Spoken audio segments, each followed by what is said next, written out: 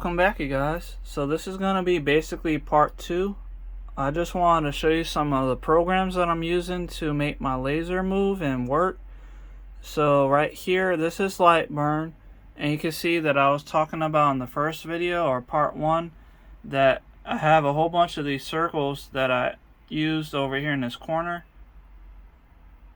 You can use the squares or circles. So I got a bunch of circles right there, and I have everything set up. And if you guys want to know how you can make your 3D printer motherboard into a laser engraver or a laser cutter, let me know in the comments down below, and I will definitely make a video about it for you. But first I'm going to close out of Lightburn really quick, so that way it's not connected anymore. So we'll disconnect by cutting it out. It's modified, save, okay. Just put test 1. Hit save. Okay, so now it's closed out. So over here we have prompter face, so I'm going to connect that. And I'll just show you really quick. I have my computer management up and running, so that way I can see what COM port I'm on. You can see I'm on COM 4 for my USB. So over here, all I got to do is hit, see it says COM port 4 here, and it's at 115200 for the baud rate, which is correct. So if I hit connect, you'll see over here in the corner, it actually connected to the motherboard and basically the 3D printer, but the CNC machine that I built. So connect, and now it says it is now online. So we can test that out by just me hitting over on the X to the right 100 millimeters. You'll see, let me just show you really quick with it moving. So 1, 2, 3, and now you see that it's moving. So it is connected, and that's 100 millimeters. So I'm gonna move it over another 100.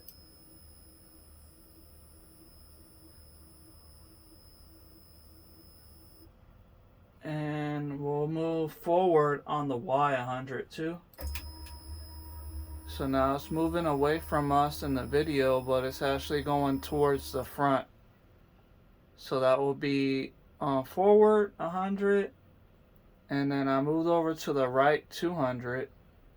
So how I'm going to test this stuff out for the laser and everything, first I'm going to home the Z just to make sure we're at the 0 position. So now I'm homing the Z.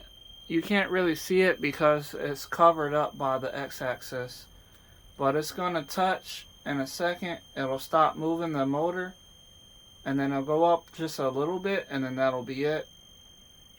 There it goes. It touched once. There it goes, touched again, and now it stopped. So now we're going to move it up 50 millimeters just to make sure we're at the right height. So I'm going to move up 5 times 10. So we have 1. You can hear it moving. 2.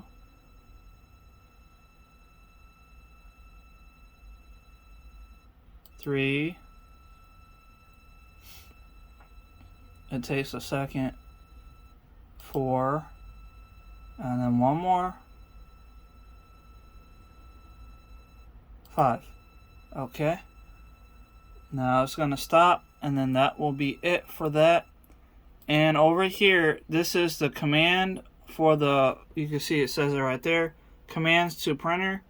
So if I hit, since I'm using a laser, the laser power is coming from the fan port for basically the 3D printer's hot end cooling fan to cool down your prints. So it is, the command code for that is going to be M106.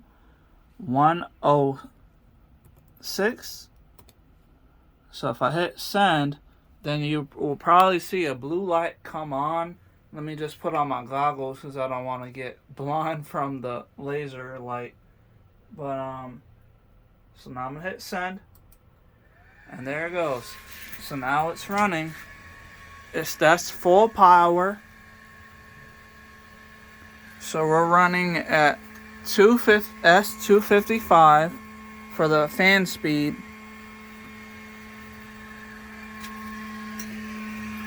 So I'm just move over here, and I can even smell it kind of melting the my cardboard over here. But yeah, as you can see, it's kind of still, it's a little bit of a dot, but it's not really. Let me just move this cardboard over so you can see it. So I'm gonna try to adjust this a little bit just to see if I can get it into a dot. I'm moving the cardboard over so I can see pretty good. And I'm only using my fingers.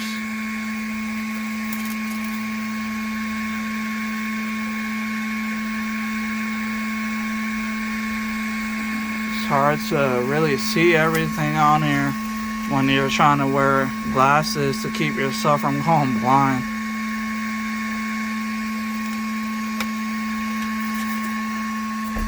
So I'm using this piece of cardboard that I have just to see. And you can see that it has a lot of light and it's pretty bright.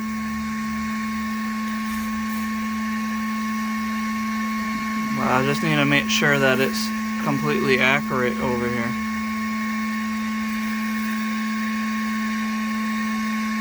And I'm pretty sure there's a way to bring down the speed, fan speed, instead of having it at 100, but I don't really know exactly what that set code is, like the M106 that I was talking about.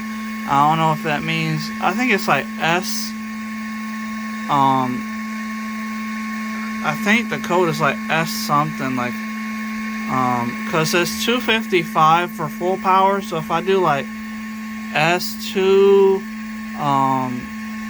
S212 or 200 or even like S150 would probably work, because you're just trying to, that's just to bring down the power of the machine. So in order to shut this off, all you gotta do, let me just go back to the computer really quick.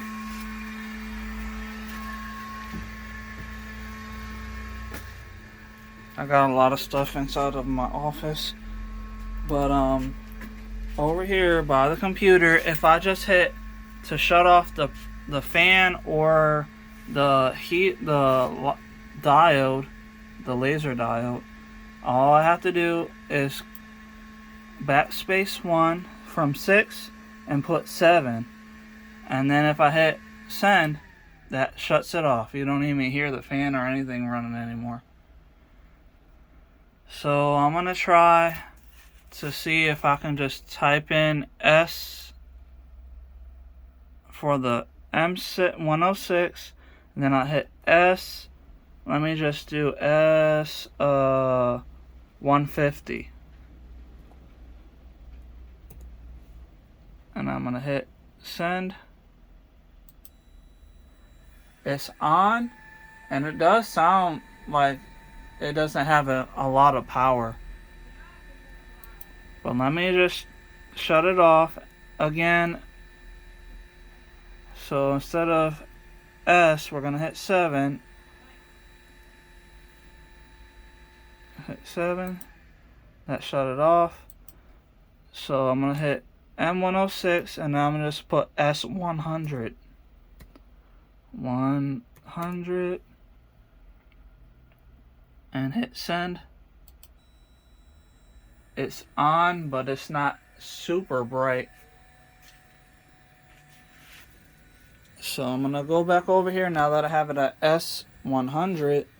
Hopefully that'll do pretty good, because if I just left it at M106, it'll be at 255, which is gonna be the brightest and the most power. So if I just go over here, yeah, see, it does look more of like a dot, but it's still less. So I just need to adjust it some more.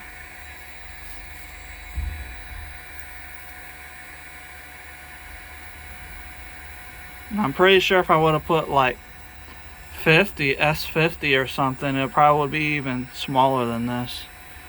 Or like less, even more less power.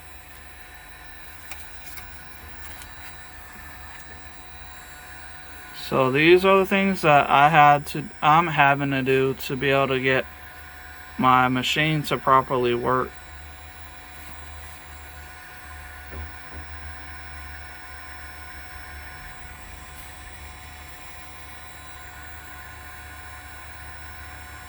And if I can actually get this laser to fully work properly, then I'm probably going to get me like a 20 or 80 watt laser later, so that way I can swap it out, because I think this one right here is a 5 watt. I mean, it's still doing okay. I just would rather have something that has more power to cut through like wood and things of that nature. But as you guys can sort of see here, it's hard to make out, but the light is showing. It's just not 100% of a dot that I need to be able to cut through stuff, or to engrave through things.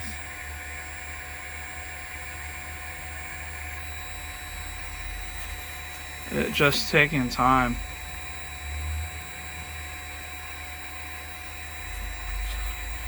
I got a lot of pieces of cardboard from boxes from packages that I got. So I save a lot of them just so that way if I knew that I was going to be working with my laser more. So I just wanted to make sure I had a lot of different cardboard pieces so that way I can test everything out. I know it's hard to make out on the video, but I'm looking really hard for a singular dot.